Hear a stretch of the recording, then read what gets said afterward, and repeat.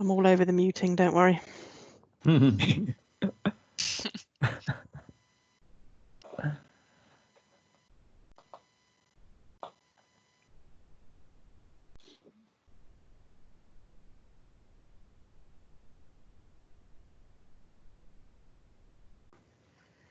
Kerry, it's Elaine here. Hi, People Elaine. seem to be having problems accessing the Google Doc.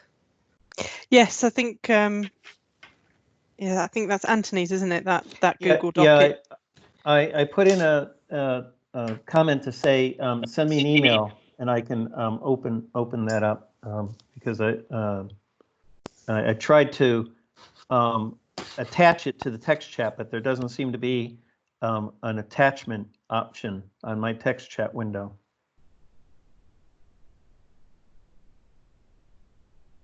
Yeah, I think because we're guests, we don't get the option to upload documents.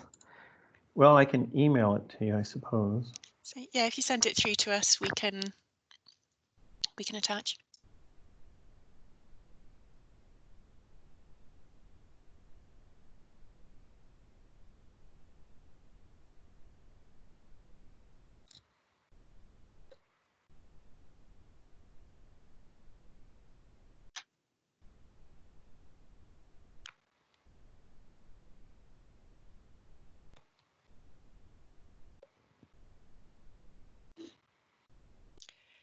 Okay, I think in the interest of time, because I know you've got quite a lot to get through, we'll perhaps start soon, and then people can join as and when. Yeah, shall we just we'll get started now, and people can trickle in. So good afternoon, everybody. Welcome to the third in this series of Spotlight on Digital Capabilities webinars. So for those of you not familiar with UCISA or with the Digital Capabilities Group, we normally hold an annual conference in June, which obviously due to current circumstances had to be cancelled, and so we've been running this series of webinars instead, and this is the third of those webinars that we've organised so far. My name is Kerry Pinney. I'm the chair of the Digital Capabilities Group, and I'm just here to facilitate, so I will keep an eye on the chat pane, let Anthony and Mike know of any interesting comments or questions in there. Hiding in the background, and you'll have heard their dulcet tones, is Sian and Richard, who are both here to jump in at the first sight of any technical issues, and they are the masterminds behind organising all of these webinars. So they're hiding, but they are there ready to pounce. Great topic to be covered today. So the topic we're going to be hearing from Anthony and Mike about is designed to promote quality engagement towards a transactional model and toolkit, which I think is going to be really interesting. Engagement, as I'm sure it does for you, comes up all the time, especially in sort of online environments. So welcome to Dr. Anthony Basil, who's a Learning Assurance Project Manager from Queen Mary University of London, and Dr. Mike Howarth, a visiting lecturer from Middlesex University. So thank you both for sparing the time to share your work with us today. I will let you sort of introduce yourselves and tell us a bit of context about who you are and where you're from. But thank you both very much for joining us. So I'll hand over to Anthony and Mike. Great, thank you so much. If you could take this landing slide down, please. That's wonderful, thank you. Okay, I'm Dr. Anthony Skip Basil, and my colleague, Dr. Mike Howarth, and I are going to do a very interactive workshop with everyone.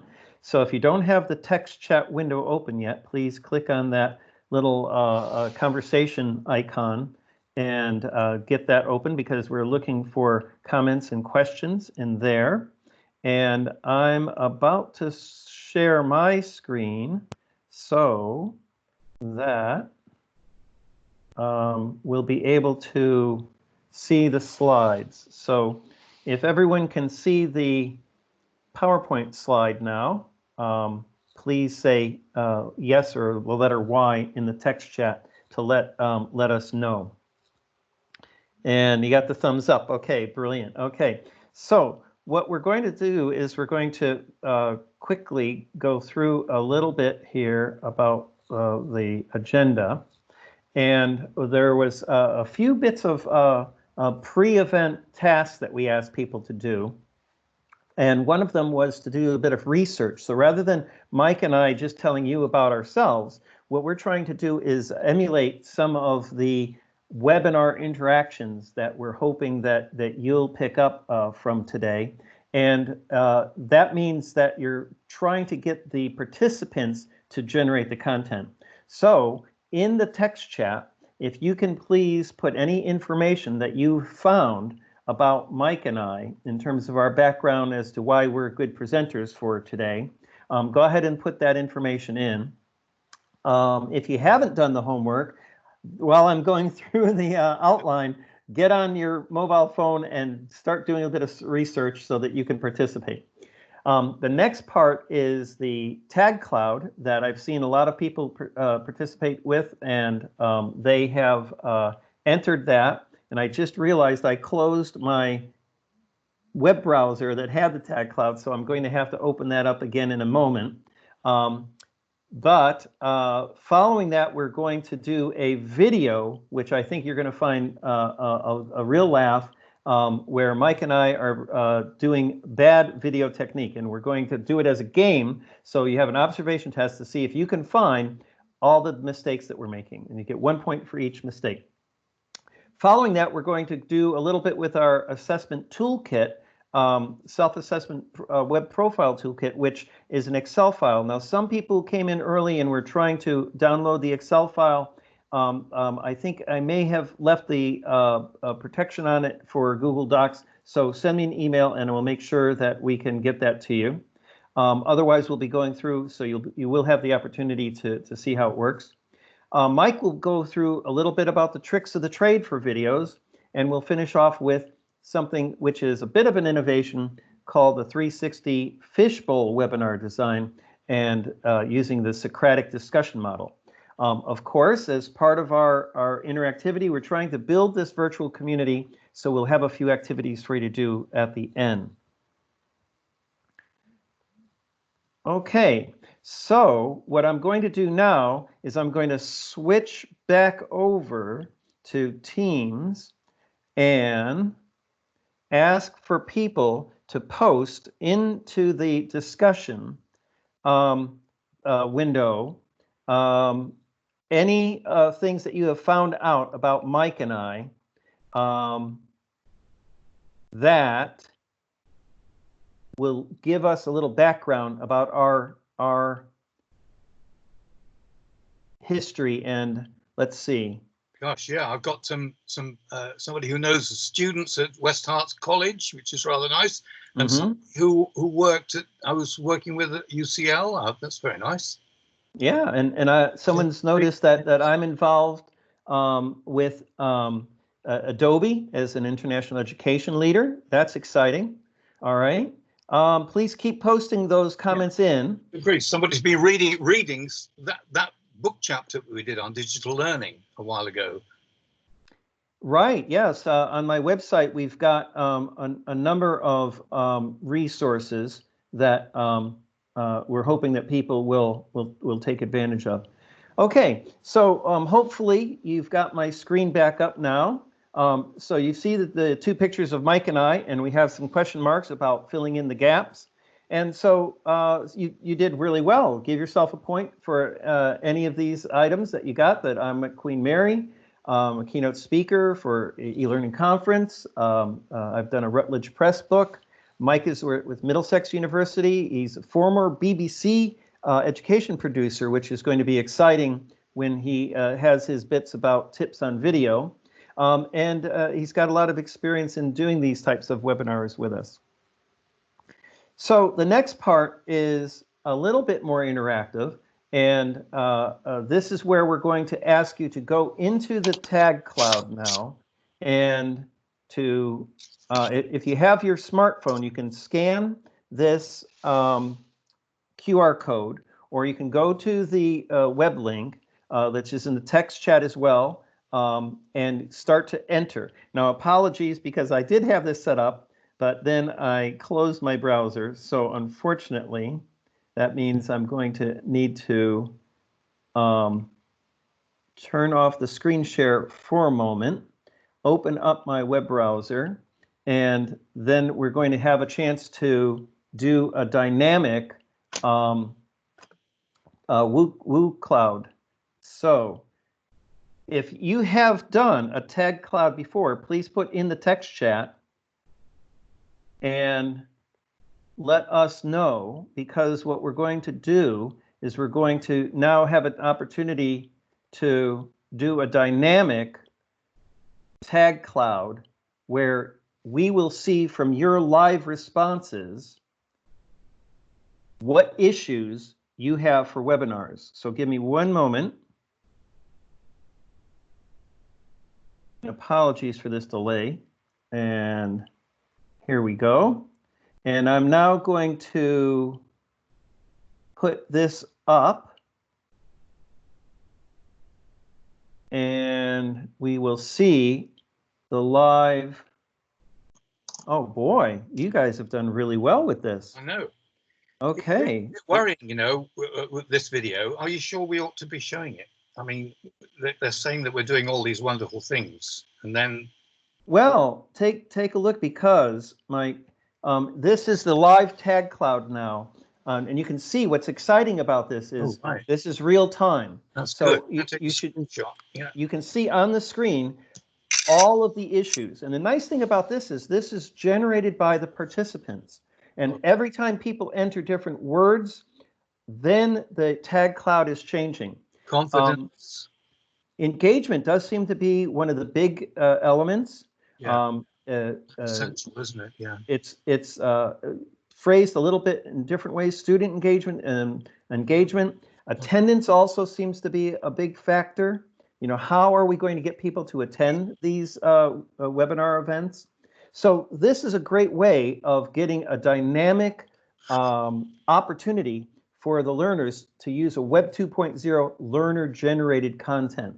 And the power of this is that you can also use things like voting and polls so that you can get the stakeholders to help you understand their perspectives. And this is an important element of getting the perspective of the stakeholders that we'll be talking about at the very end when we're talking about Socratic circles and getting people involved.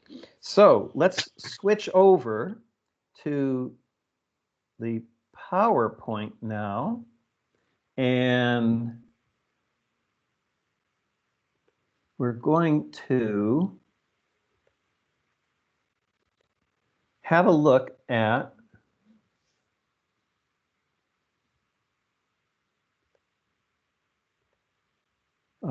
the current slide, which doesn't seem like it wants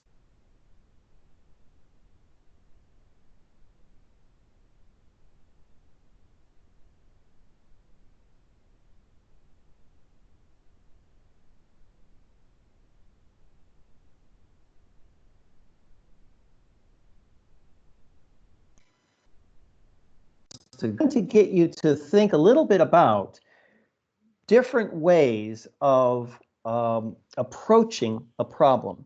Now, if any of you have heard of Karl Popper or Flanagan, please put Y into the text chat and put some comments in, as Mike and the other people from the conference will be able to see that.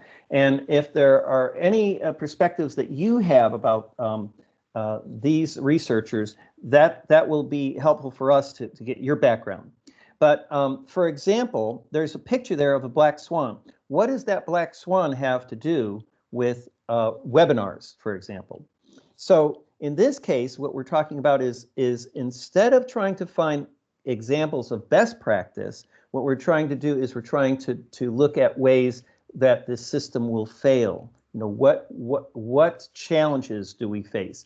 And in the tag cloud, we were able to see some of the key words that you were concerned about. Then with Flanagan, we're trying to then identify what these threats are to our webinar situation and see if we can put prevention interventions in place so that things go as smoothly as possible. So that's what we're hoping for today's webinar anyway. All right. Here we go. We're going to have a bit of fun now, and we're going to be doing a game where Mike and I have pre-made a video. It's very quick. It's only a couple minutes long. And what we need you to do is spot the mistakes that we've made. So you get 1 point for each observation. In the text chat window, every mistake that you see us doing in this video, in this bad boys video, we're going to ask you to post that onto the text chat. Keep a record of how many points you've got, and then at the end we'll see who's got the most points. Skip. All right. Skip. All Skip. Yep. Skip. Sorry, can I just mention to you, we can't see the slides at the moment, unfortunately. We're still on the full. Okay. No. That's. I'm glad you mentioned that. I'm hoping the video will come up as well. Yep, absolutely. I think you've got to stop sharing your screen and come back up again and share it. Okay, here we go. I'm going to start sharing the screen now so that we can get the video up. Yeah, that's best. Yeah. Okay, here we go. Thanks for that, Mike. So are you seeing the behaving badly screen now? No. Okay, let's go. It's all up here. Okay, here we go. We're ready to have everyone put in the text chat any of the mistakes that we're making in this little bit of a comedy video that we have for you. Bad boys, what you gonna do? What you gonna Good morning, Mike. Morning, Skip. What we're doing with this Ukiza thing then? Well, it's about engagement. You know, when you're working online. You mean you're going to get married soon? What's all this engagement? No. Eye contact. You know, looking people in the eye, that sort of thing. What's eye contact about? I mean, well, we can talk about that. Oh well, all right. I suppose we might as well. Yeah, there's screen performance. We gotta talk about that stuff. I'm a teacher. I'm not a presenter. You have to do it. Admin says so. That it's easy. It's just like being in the classroom, and the software does all the work for you. Can we stop? I'm all zoomed out, frankly. Hang on. We got the best bit now. Here I'm going to be talking about this online self-assessment tool. And don't moan. It'll help improve the teaching presence. All right. Okay. See you in a while then. Engagement, performance, online presence, self-assessment. I feel the burden. Do you see my shorts? Yep. We don't want to overdo it, do we, Skip? What you gonna do when they come for you? Okay. Brilliant. Did that get through, Mike? Did everyone see that? Oh, well, yes, somebody's actually pointed about showing paperwork. Oh, it should be confidential. No, that's the script. That's key. Actually, yeah. That's something spotted something extra special. And they noticed you weren't entirely dressed properly, Mike. Well, that's true. I did have a pair of shorts, trousers, and underneath my shorts. Yes, of course. There's some other things too. Go ahead, Mike. Do we have the obscene? Has anybody spotted the obscene object? The background. That's like a bonus point. There is something in the background which we'll take a look at when we go through the PowerPoint slides again. They like the music. I don't think I actually put the thing in about paperwork. That's a really good observation for confidentiality. Okay, talking while muted. Excellent. Okay, so we've got quite a few things with shadows. The lighting is poor. Backlit. Eating. The camera's moving about. Very jerky. Okay, fantastic. So now what we're going to ask people to do is we're going to ask you to come back now to the desktop. So hopefully everyone is now seeing my screen. Is that right, Mike? You've got the PowerPoint slides? That's working. Okay, so you get a point for each of these, but then someone mentioned about the text. So we're going to give them double points, 2 points for that one, because I don't have that on there. That's good. There's also a music copyright one, Skip, which, yes, well, I think we're okay because this is for educational use. But if you played the whole tune all the way through with some pictures, you really would be, that wouldn't be allowed. So you've got less than 30 seconds or 20 seconds. So I think we're okay, but strictly we shouldn't actually. So next time we'll have to have you play it on the guitar. Yeah, thanks. So we will be safe. Okay, so we don't have that. Moving my hands about too quickly, that's a distraction. A lot of people got the back light, that you're too close. The eating, of course, that was well done, Mike, chomping on your cake. Your video dropped out, that we had the laptop was closing, and then that revealed your poor dress code. And as you mentioned, there was a statue that was a little bit had a little bit of a funny hand gesture there that was in the background, and people don't often think, well, what's in the background? And that's a confidentiality thing as well. So you do have to be careful about that. All right. Background, the background is important, but now you see I've got this is a much better one. Okay, knowledge being passed. Okay. Okay, but you can use the items for props as well. Absolutely. Okay, well, we hope that was a bit of fun and that you did well. Please post your total scores in the text chat, and we'll see who scored the most. If anyone got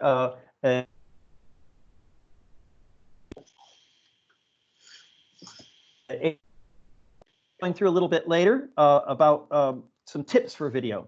But right now, what we're trying to do is we're going to have a quick look at our profile toolkit, which is on the link here that I've got. But I'm told that there may be some problems with the download. So if you do have problems downloading the Excel file, email me, and I'm more than happy to make that available. And we can put that up on the website later. I'm getting some messages that there might be some network issues in terms of download speed.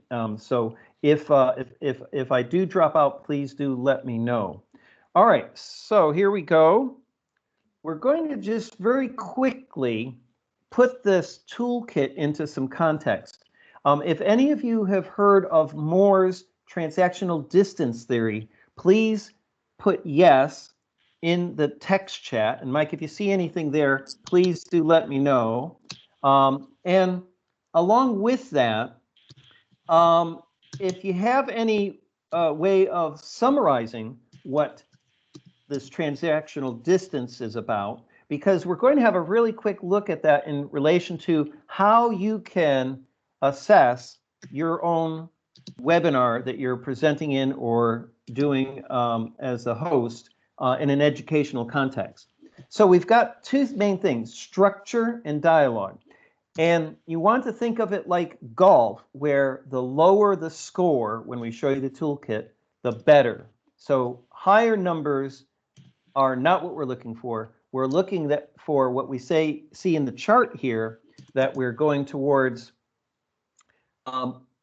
autonomy, so getting the learners to be more independent learners. So in the first example, you see in the bottom left corner, instruction, and that has like a fixed learning outcome, which has scaffolded steps.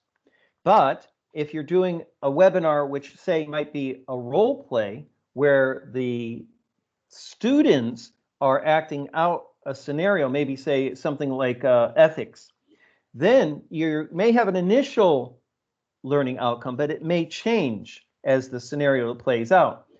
And then the students are suggesting solutions. The next level, we can see a case study analysis, and that might be in small group discussions. So today, unfortunately, we won't have time to be able to do breakout rooms, but this is a really powerful way to deal with unfixed learning outcomes. But at the end, what we will be talking about is our creative or brainstorming scenario. How can we deal with a situation which does not have a pre-designated learning outcome, that it's an open-ended solution? So that's what we'll be taking a look at. Now, if you have had a chance to open the Excel file beforehand, or we'll send it to you in the delegate email list later, you'll see that we've got a number of criteria over on the left-hand side for structure, such as pre-event description, introduction, context, with the learning outcomes, foundation information, formative assessment, application of the knowledge, analysis opportunities, prediction ability, and structured post activities. And of course, we always want in our webinars to have the opportunity to get some feedback. So with this conference, we'll be looking at the feedback that you provide us for our webinar. But you can see that it's broken into the 3 sections where you've got no characteristics at all in your webinar, and that's 2 points. Some, which is 1 point, or if you've got ample, then you've got 0. And as you can see in the bottom of the screen, that translates into a chart. So here's the next one where you can see the point values that you would assign each of these. So you can do half points. So in this case, if there was an opportunity to have pre-event discourse and they said 1, that means there was some discussion before the event. Whereas if they say 2, that means there was no opportunity for the participant, to have a welcome text. So in our text chat, we would probably score low on that one because we didn't really encourage people in the beginning to welcome each other and text chat before we got started. So this brings together a profile of. Oh, we've just lost you, Skip.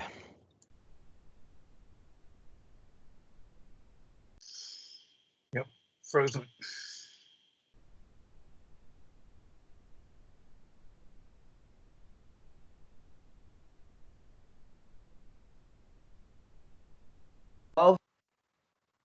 Skip, we missed a bit there. Did you hear? Skip, we missed a bit of you just then. Oh, how am I doing now? Can you see me now? Am I back? You've come back. You've come back. Yeah. Okay. All right. So I'll pop back into, as I was warning about the internet connection. I did see some messages earlier in testing. Okay. So you've got me now. So I'll pop back into sharing, and there you can see the toolkit. So with this toolkit, then it gives you a graphical representation of what your webinar is like and how that relates to transactional distance. Mike, I'm going to pass over to you now. I've got this.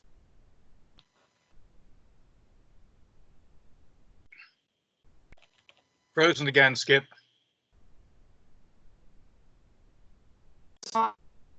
It's frozen again. I wonder if you turn off your video for a moment, Skip, just while you're talking over that might help to reduce. I believe we've got it closed. So, but I'll shut my video down. There we go. All right. And Mike, I'm going to pass over to you now for the screen. And you can see the screen now? No, I can't. Not at the moment, unfortunately. Oh, there we go. Okay.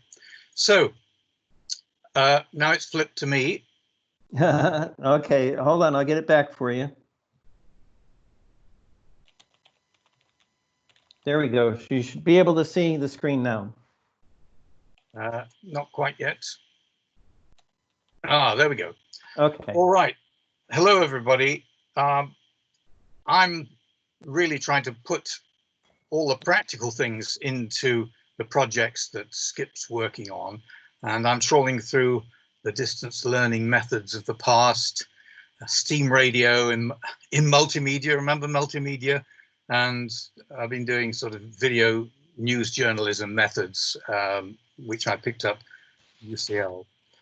So what I really want to talk about today is organizing a room layout, looking at your screen performance, and possibly, if we have time, the really important thing, which is spoken and written in English. So what on this is a very busy screen here. This is my room, and Skip's going to help, I think, with his pointer.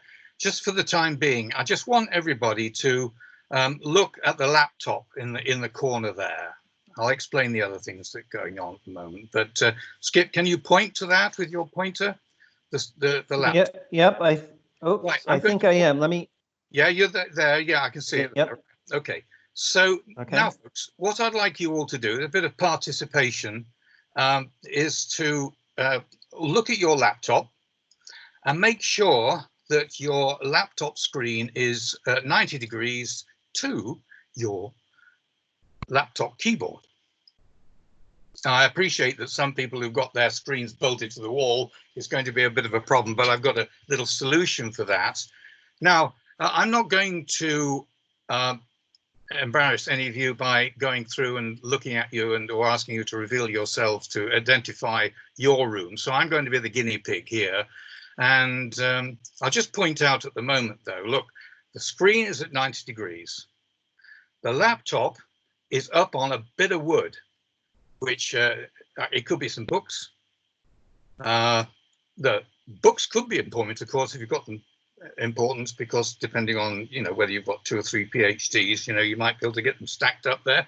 But the whole idea is serious. All of these ideas have got a purpose, and that is that it's putting you in a position where I am now, where you are looking at the screen and you've got your head and your body more or less in the right place.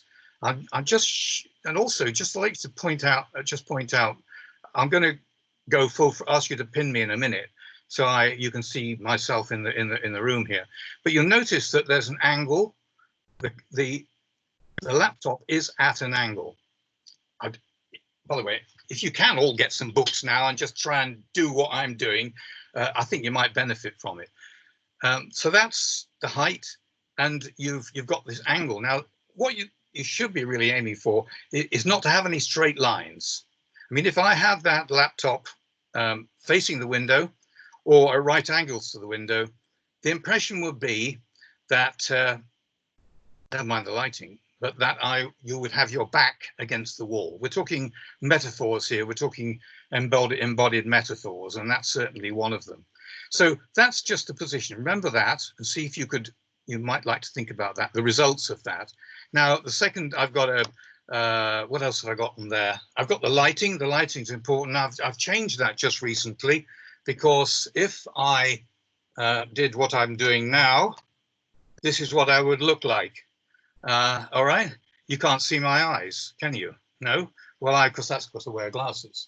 But if you want to engage with people, you really got to be able to see eyes. So, and it could, the weather could change and so on. So lighting is important. And notice the light is shining through across the screen into my face, nowhere else. So people who've got a window behind them, this is not really such a good idea. On the left-hand side of the screen, you can see some more lights, 3 and 4. These are top light panels for my position, which is my other computer, which this is all getting a bit much maybe, but I actually work standing up quite a lot of the time. And this is where I make things. And this is really important, I think, to be a teacher, making your resources. You know, in the old days, it used to be the Ronin. I started off with slide and tape, you know, Instamatic cameras or and Philips tape recorders, and then it was Ronioed worksheets. I mean, these are the new worksheets, and the process of making your software, making your videos is really exciting, and it does take some time, and you've got lots of cheap software.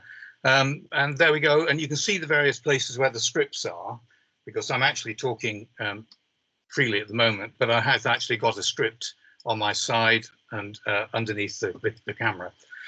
So you've got the computer, you've got the light, you've got the scripts. So what I'd like to do is just demonstrate now.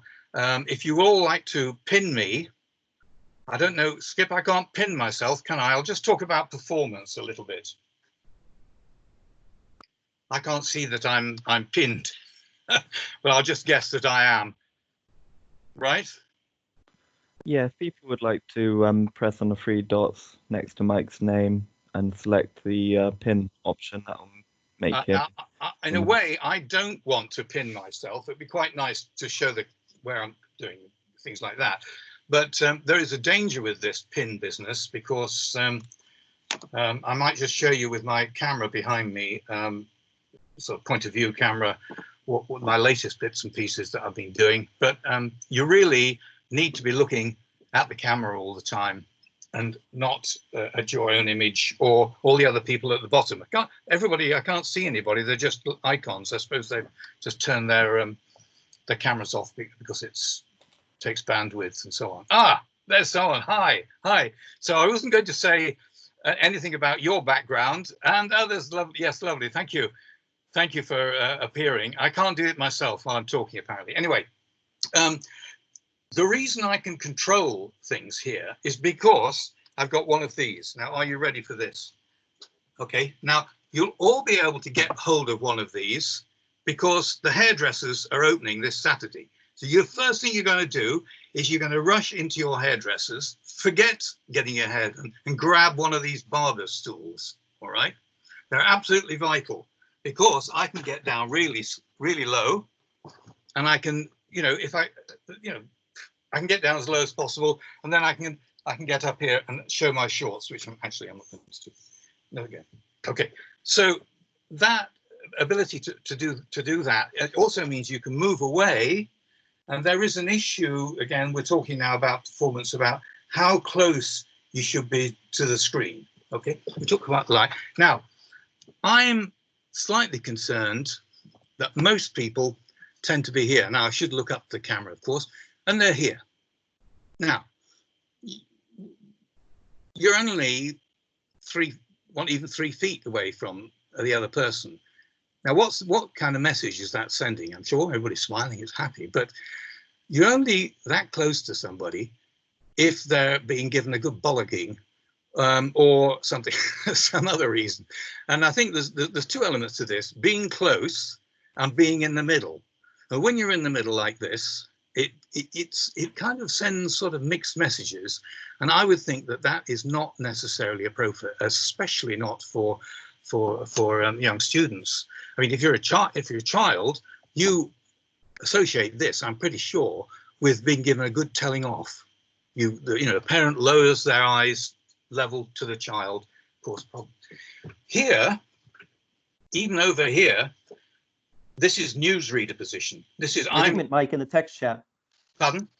You're getting a lot of agreement in the text chat, Mike. A lot of people are joining in and agreeing with you that it's too intimate of a space to have that close up. Yeah. So, but when you're here, you're still in the newsreader position, and you're still in the center of the screen. Now, from my experience as doing this video journalism, the natural position to interview somebody is over here, which is what I like to keep, because this is in your informal interview.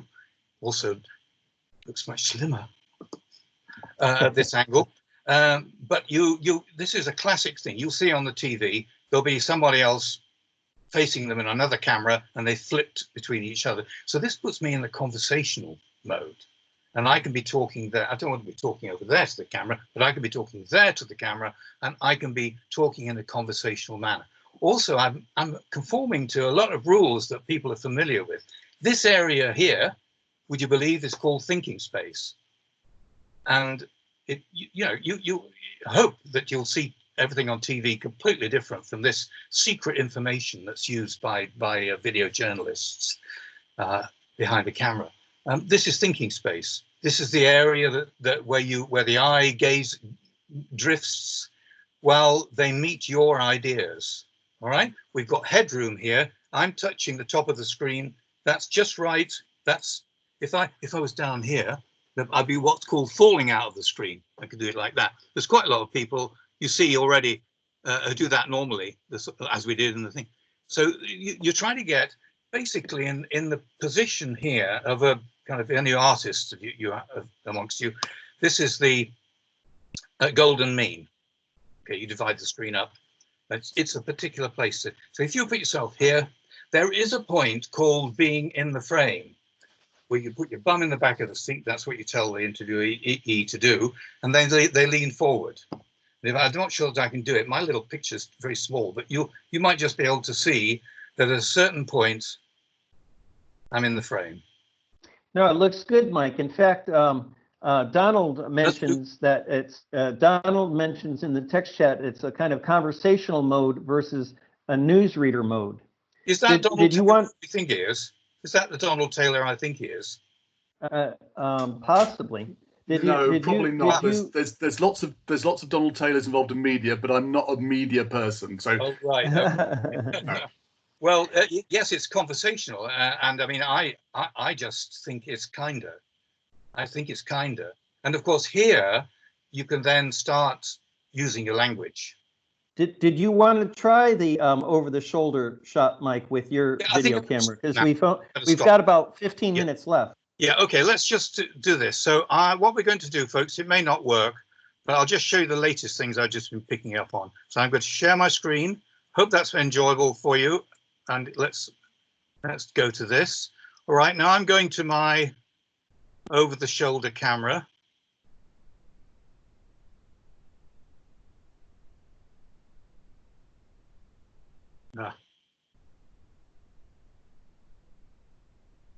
We're not seeing it just yet.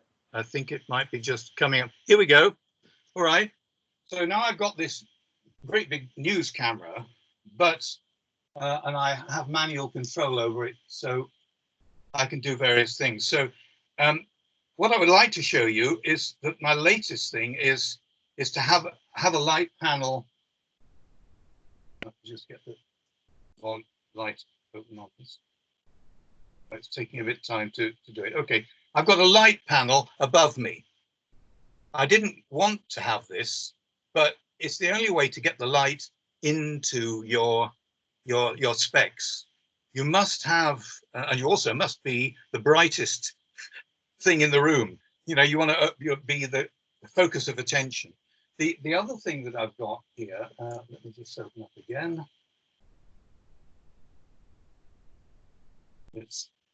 It would be much easier to use an iPhone, to be honest. There we go. I'm just going to zoom in. Hold on a second. Okay. I guess a bit sort of strobe here. All right, so it's just taking a bit of time to work. Are you trying to show us the arrow, Mike? Because it's a little bit dark. The arrow. It's a little bit too dark. There's a bit of delay. Okay, now we can see it. So that is the arrow I've got. Yo. There's a delay on this thing. Much easier to use an iPhone. There's the arrow to remind me to keep looking at the camera, because it's so easy to look at look at yourself at the bottom of the right-hand screen, or to look at other people, and it's just really you know, it's a reminder. And then over here, get my camera. I've got my clock. All right. Just to remind me that I've been talking too long. I know I haven't actually looked at it yet. And then if I come out again, you can see the scripts, various bits of scripts I've been looking at, and you know, and while I've been getting everything. I think that was effective. It gives a nice over-the-shoulder view of what your setup is for doing webinars, Mike. So this has been really good tips for video. I'd just like to quickly say that, I mean, we're all mindful that people don't need not necessarily want to be involved in all the sort of this sort of work. But if you get into a ritual of setting your gear up, you know, it's not like this all the time. I just take the lights down and so on. I have to know exactly where I am. I've even got marks on the floor where the stool goes. And you go into that, and you're all set up, and you're not looking at Plonker. you're not being, you're using yourself to the full, and you can start telling stories. You can lean in and you can say, well, look, on Friday I went to a funeral. Have you been to a COVID funeral yet? Yeah. I could stop the show like Marilyn Margulies used to do when she came into my studio. Now apparently on the Times on Sunday, you can phone her up and she'll abuse you for 82 quid, I think. That is something you just do not want to experience. But you can start using the full range of your teacher skills and make the students watch you. Great, that's great stuff, Mike. Do you want to close with anything? Because we're going to switch back over to the slides. No, I think I'll try and get back to you. I'm going to stop presenting. Okay. There's a question in the chat there. How do you deal with needing to make electronic notes during presentation? Okay. Well, what I'm doing. Oh, can I just answer that, Skip? Well, what I'm doing. Yeah, go for now, it. you can't. Well, first of all, you can use your iPhone and record, and then get a translator for that. What I'm doing actually to generate the spoken word scripts that I'm using, because I'm actually reading quite a lot of this, is that you use your iPad with the speech transcription thingy wingy on it. You just press the microphone, and it's really good at recording. You do it in sections. Is that what you mean? Is that helpful? That's great. Thanks, Mike. Yeah, auto transcription has really come a long way in the technology.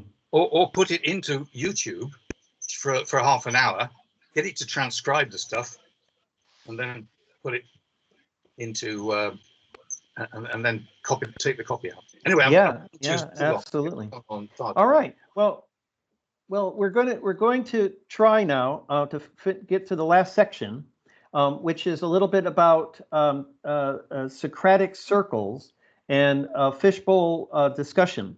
So in the text chat window, if any of you have done a fishbowl discussion before, please type in Y for yes. And if you have, share a little bit in the text chat so that we understand your experience. Now, in the picture to the right, you can see, hopefully, that we've got an inner circle of chairs where the experts are sitting. And this is not the normal classroom lecture design. This is what we refer to as a Socratic circle. Here, what we've got is the experts sharing their opinions or telling us how they might solve this particular problem according to their perspective and their background. And this is a great way to have creative discussion or brainstorming. So if we're trying to get the stakeholders, the students involved, to be generating the content, this is something to consider. So the green chairs are the next circle around the inner circle, and this is the audience.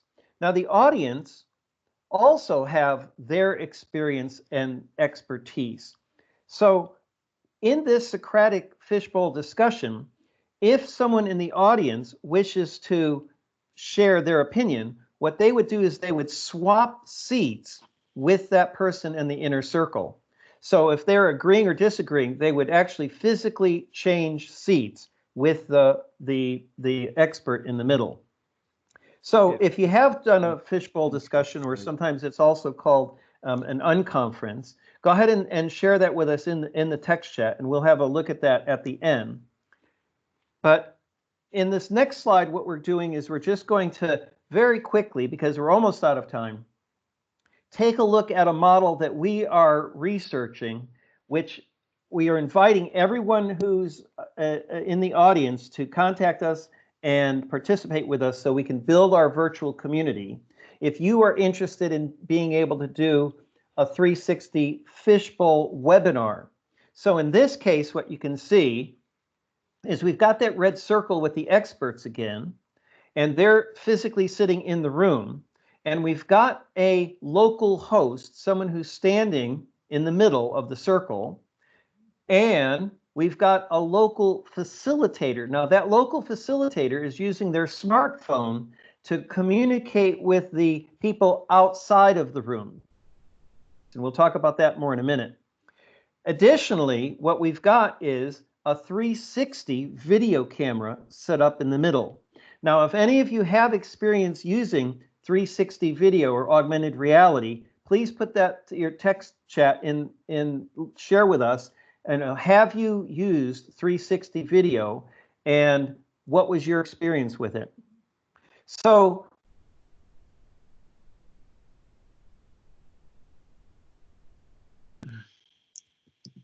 we've lost you again, Skip.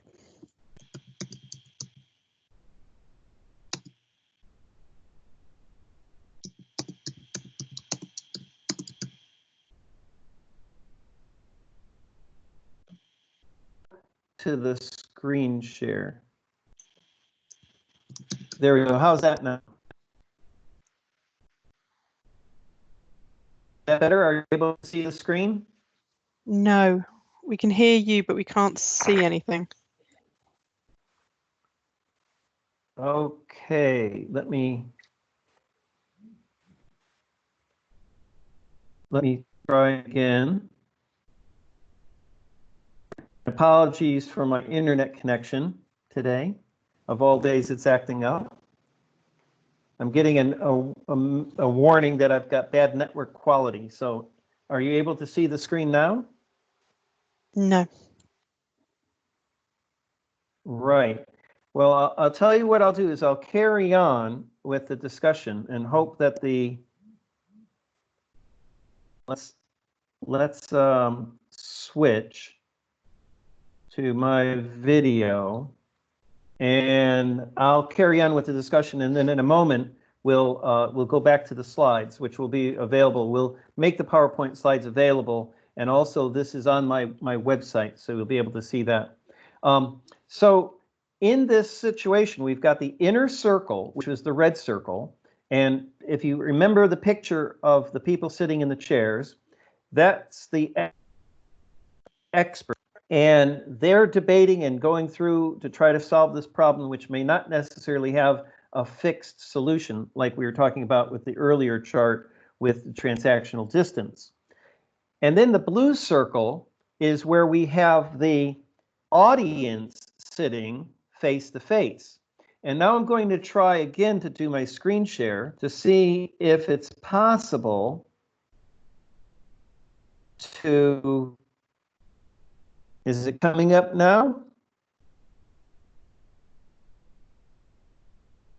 Are you able to see the screen now? No.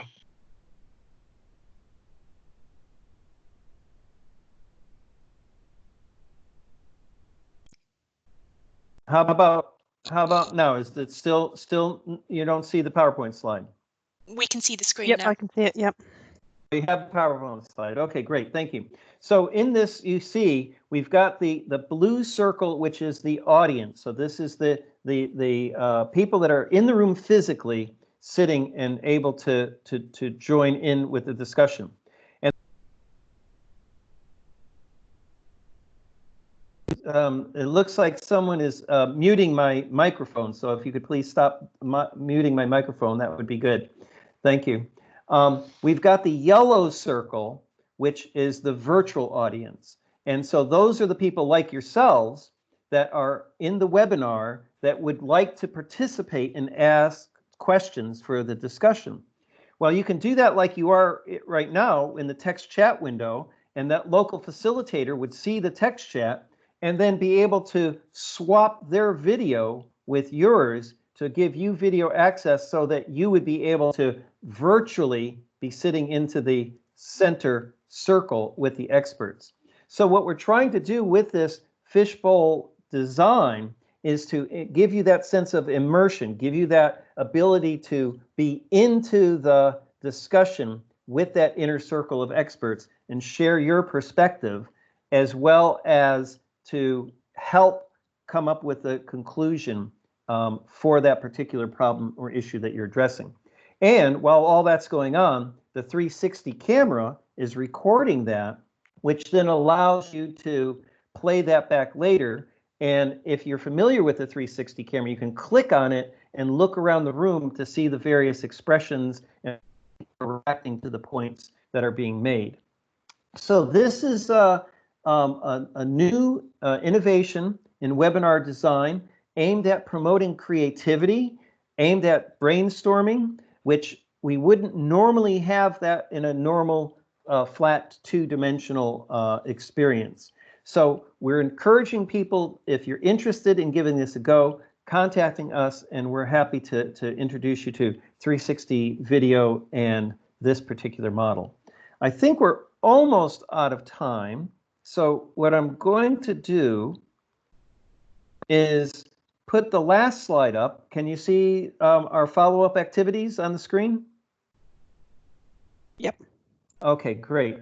So in our last slide, what we'd like you to do is we'd like you to go to my website, which is abasil.wordpress.com.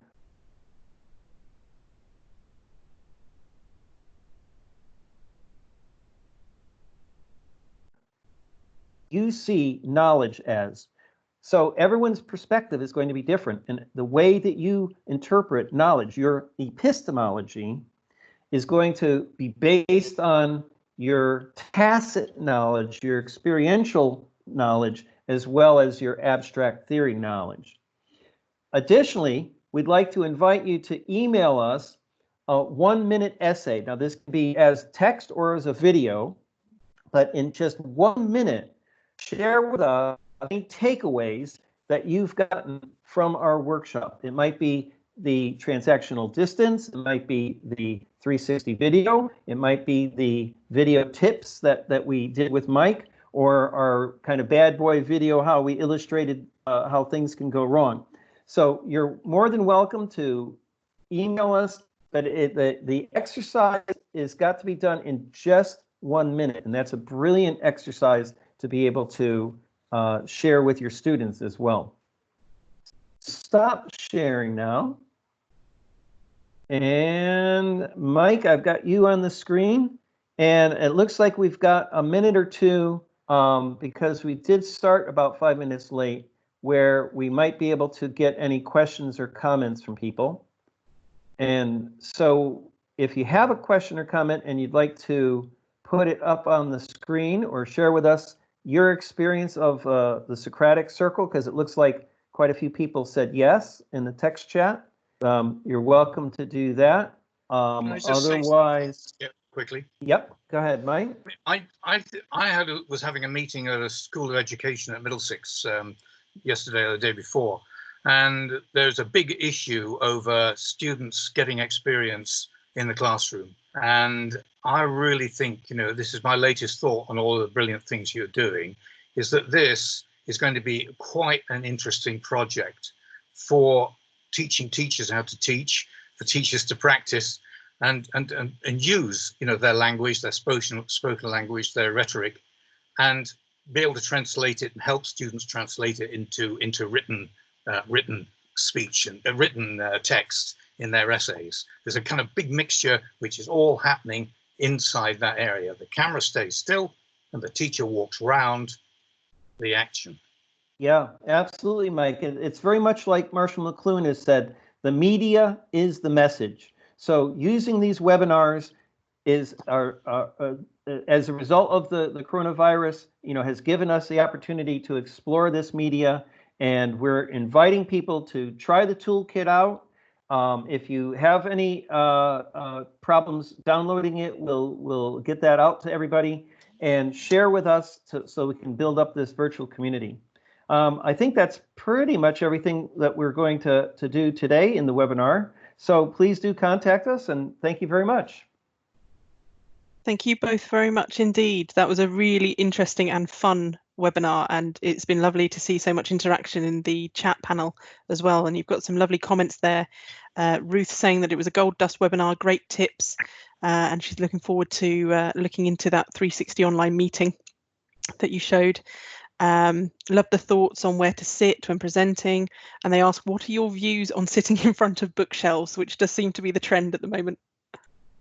Well, I think you've got to be the right kinds of books. I think Prince Charles uses his iPad propped up on one of his large tomes that he's done about the empire and whatever. It becomes a skill. If you carefully look over here, you'll see my key books. Actually, it's awful. The Master and Emissary. They're off screen, Mike. No, well, yeah, well, I'm not that book, but I did actually try and get them in the right place. But it's I all like Skip Stillbit in the background there as well.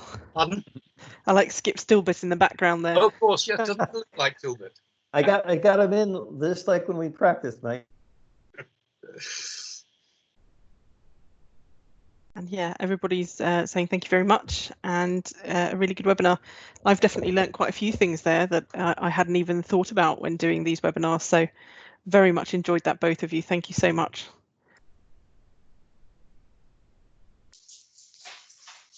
Thank you.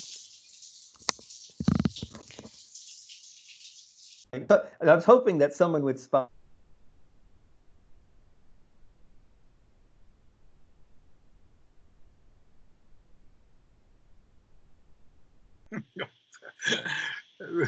Sitting on the shoulders of giants, getting a better position for presenting. Yeah, that's very well said, Ruth. The other thing about this, just to finish off with, is this idea of distance. If you get your thing in the corner, you've got all the you've got depth.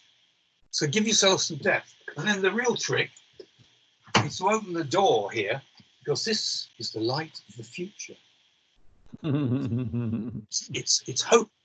In our case, in the escape route. Don't you find that doing these things, it takes 20% more effort, and you look 10% wider? Definitely. And there's the double chin effect as well, and you know, the people that have it so that you're looking straight up their nostrils, which is another thing. Oh yeah. Someone's asked, is it important to be on the left? Is it important to be on the left or the right? Is there any difference in terms of people's perception? The way you wish to be. In fact, it'd be great if you've got a student and you're having a one-to-one, if you can shift yourself so that they're on that side. I'm not sure whether it's actually possible. Then you're into another kind of game, really. Yeah. In terms of cinema theory, one side is leaving the scene and one side is entering the scene. Oh, do you have a recording notice? Yeah, well, actually, we have another Zoom studio, and where my wife is fully engaged. So we were going to have a big row over bandwidth and who important thing. I mean, it's really something we're going to have to think about. Yep. And absolutely, we're expected to just do it, aren't we? I got my do not disturb signs on the door.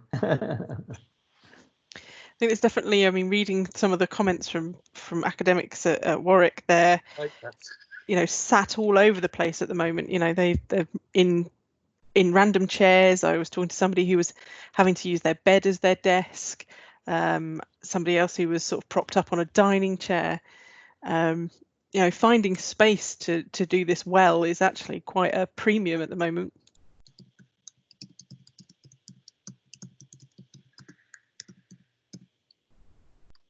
You know, somebody's saying about having a recording sign. I've got the Studio One somewhere because they stripped the whole building. School radio all closed down in 1996. I mean, there is a web page now, but the story of what went on there and the way it was closed down and who was involved, there's information on my website. But it's not the video work that I'm talking about. I'm talking about really, as a school radio producer, having to start a program, you know, the moment you're off, you've got the music, you've got the title, you've got the first thing that happens, and you know, the kind of people I was working with. I'm a producer, not a performer. So when you watch people like you know, start name dropping, Tony Robinson, for example, or Timmy Mallet, they walk into a room anyway in a performance. And of course, a lot of you are big stage performance. And you know, dear, too big, too big. You know, that's what Michael Caine says in his his TV, his show that he did in 1983. It is on the web, but you're now in this. This is your field. All you've got to do is look away, and somebody thinks that there's going to be a murder off the screen. If you say something 3 times, then you're reinforcing that's tricolon, rhetorical method. You just get involved in capturing people's imagination as well, like telling the story and the pause. Someone's asked, is a blue screen better than a chaotic backdrop? Well, I was saying that the screen is appropriate. Yes, I think it is, possibly, but that is bland. And you have got, your back's against the wall. I don't know whether you can see here in this. Let me just I should have really put this slide in here. Is that now you see all of this here. Now, whether I've got too many pictures on the wall, I'm not sure. But usually it's a flower or something like that. You need to see your background being at an angle like this, where people they don't look at you when you're in this position. They really don't. If you follow this on TV, watch yourself doing it, you drift into this area here. You're not really looking at the background. You're thinking, your mind is meeting the mind of the other person. This is weird. But it happens. I'm sure it does. When you're talking to people, you kind of drift a little bit and so on. And it's called meeting space and whatever, and that's anyway. Mike, I can add to that from a technical point of view. Carrie, if you want to make a recording of the person, which at Queen Mary University of London in our business school, what we're doing is a project where we are trying to get the lecturers to make 3 to 5 minute video clips of solutions that they have for teaching online. So it's a bit like the BT Dare to Share project. I'll put that on the text chat in a moment. But the BT Dare to Share project is on YouTube, and it's a fantastic model where the employees actually generated the training material. So rather than top down, the HR department forcing everybody to go into a training room, the employees made these 3 to 5 minute video clips. Now we're trying to experiment with that with Queen Mary, and we're having great success because. I don't think we've lost you again, Skip. Well, Skip comes back. I'll get a quick chance to get in there. I mean, what's going on really? Just to take this idea of the 360-degree shape. This is the Socratic teaching area, and I've got an old fridge in the back garden, which I was going to draw Socrates over the back, and put the camera in the middle. Just haven't had time, and just see the layers of possibilities of using the camera in this simple way. So it's too good to be left to all these film people and everything like. We've got to use it in education. You've got deduction, you've got induction thinking, and then you've got how people appear as a teacher, how they walk into the room, how they gaze, how they concentrate on people, how they talk to somebody, how they get down to their level. And maybe you put the cameras on the chairs where the students would be so that they're getting feedback. I mean, there's fantastic possibilities, and it really is. It's just, we need control of it, not all these big companies with the visors and whatever. I agree, Mike. I think you're right that this model is a nice intermittent step to promote creativity and getting that kind of brainstorming opportunity. But as I was saying, Carrie, sorry about the connection dropout, but your question was about having the backgrounds. Yeah, it wasn't my question. I think it was one of the participants had asked whether to have a plain background or whether it's okay to have the sort of more chaotic background. It has connotations. A busy background has connotations. of being a busy person, you know, confusing people. These are embodied metaphors. They're words which have a busy background, has a kind of life to it. You know, a sense of reality to it. You know, you want a little balance.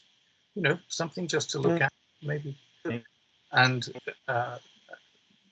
but to have this depth, the main point is to get these angles, under where I am now, these converging angles, which give that sense of perspective. You are giving the student perspective. You've got perspective. You haven't got your back against a wall. You look like somebody who's like a scared rabbit in the headlights of reality, or something like that, the world. And here, you know, yes. And you just watch them on TV. You watch all the guys doing these chat show, these online talking head. Well, the talking heads people, because they're being filmed properly. But these attempts at drama where two people are in different houses and their wives are all taking part. I mean, they're playing all the game. What? I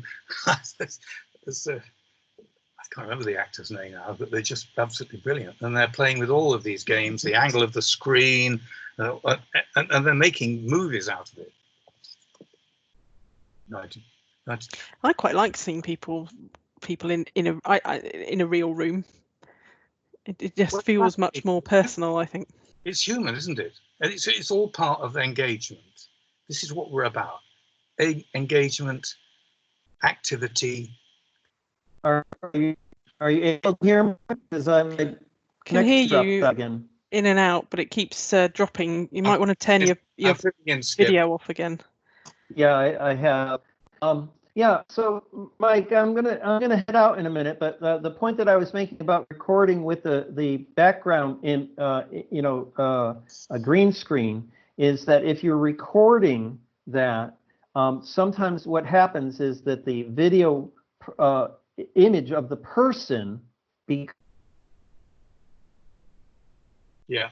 What Skip, I'll just put in there, what Skip's going to say, we talked about it, is, and I can tell you for having done it, is that green screen has got to be perfectly stiff, straight, and it's got to be lit correctly. It's a very, very, very specialized art, really.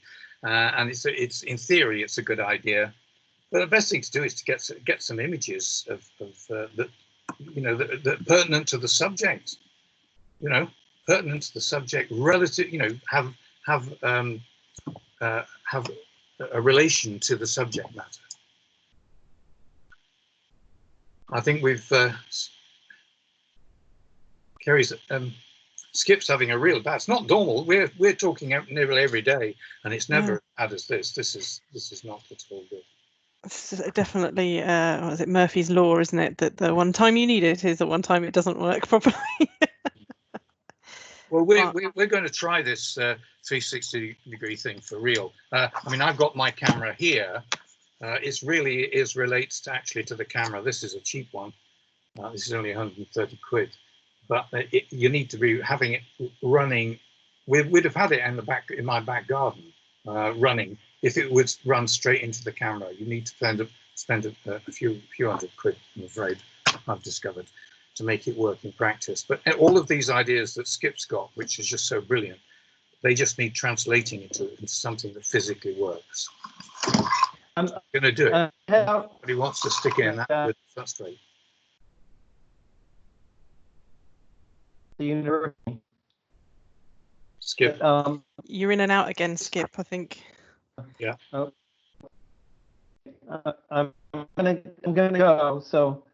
Thank you, Skip. Thank you. You get the recording to us. Okay. Thank you so much. That was a great session, both of you. Yeah, on behalf of Skip and myself, thanks very much for everybody taking part. It's just real bad luck that Skip's had this. It's a brilliant piece of work, and perhaps we can all work together and make it happen. Bye.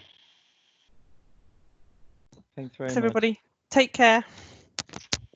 Thank you. And Richard, are you going to stop the recording?